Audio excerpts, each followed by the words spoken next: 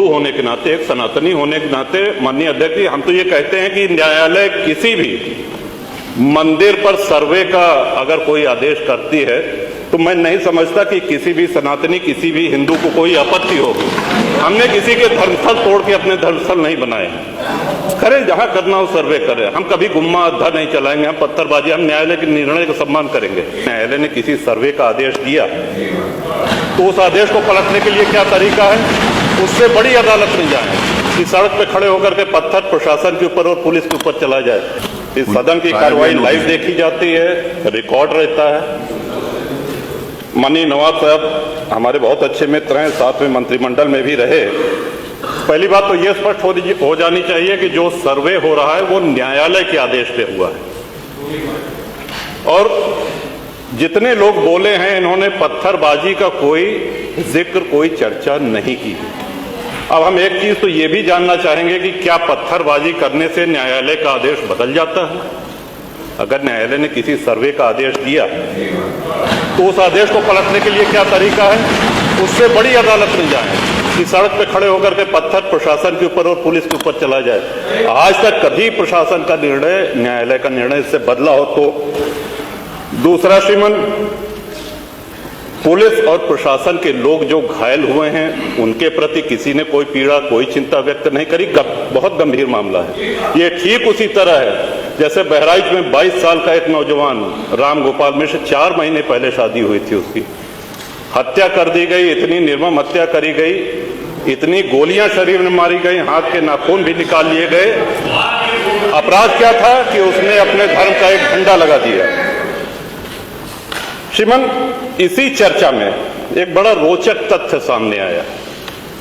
माननीय नवाब साहब ने कहा कि कुंदरकी में लूट हुई है, लूट करके, वोट लूट करके ये विधायक बन गए हैं।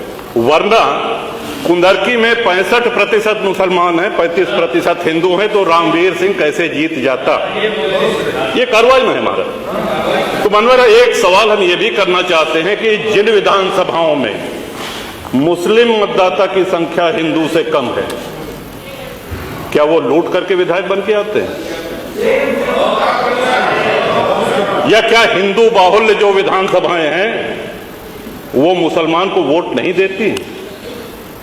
इस हिसाब से तो यही लगता है कि सबसे बड़ा आश्चर्य धरती का यही हो गया कि जब 65% मुस्लिम है तो हिंदू कैसे जीत गया? आज पहला दिन है इन लोगों का सदन में। हमने अनुरोध किया था जो नए सदस्य जीत के आए हैं कम से कम परिचय करा दें, हम लोग भी पहचान लें। हमारा कोई परिचय नहीं है रामवीर जी से, लेकिन वो निर्वाचित सदस्य हो चुके हैं, सदन के सम्मानित सदस्य हैं, उनका इस तरह से अपमान करना, उनको लुटेरा कहना, ये तो आपत्तिजनक है। और सर्वे हम बोल रहे तो आप बोले।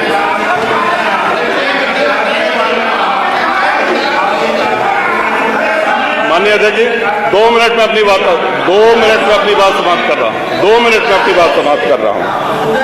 हम लोगों ने भी बड़े धैर्य से सुना। तो इस सदन का एक क्राइटेरिया, एक मापदंड क्या ये तय मान लिया जाए कि जहां हिंदू अधिक है वहां हिंदू विधायक को ही जीतना चाहिए, मुस्लिम विधायक सिर्फ वहीं से जीतना चाहिए जहां मुस्लिम की आबादी 50% से अधिक है? अगर ऐसा नहीं हुआ तो ये मान लिया जाए कि वोटों की लूट हो रही है या विधायक लुटेरा बन के वोट को लूट करके जीत करके आया है, बेईमानी से आया है।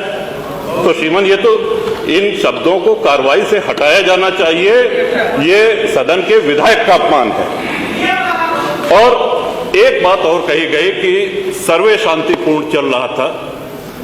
एक हिंदू होने के नाते, एक सनातनी होने के नाते माननीय अध्यक्ष जी, हम तो ये कहते हैं कि न्यायालय किसी भी मंदिर पर सर्वे का अगर कोई आदेश करती है तो मैं नहीं समझता कि किसी भी सनातनी, किसी भी हिंदू को कोई आपत्ति होगी। हमने किसी के धर्मस्थल तोड़ के अपने धर्मस्थल नहीं बनाए। करें जहां करना हो सर्वे करें, हम कभी गुम्मा अद्धा नहीं चलाएंगे, हम पत्थरबाजी, हम न्यायालय के निर्णय का सम्मान करेंगे। तो शासन का काम, प्रशासन का काम तो न्यायालय के निर्णय को लागू कराना होता है। तो इसलिए माननीय अध्यक्ष जी, इस पे चर्चा कराई जाए। चर्चा में भाग लेने की इच्छा इधर भी है, बहुत से लोगों की है, और चर्चा कराई जाएगी तो बहुत सी सच्चाइयां सामने आएंगी। बहुत बहुत नेता पे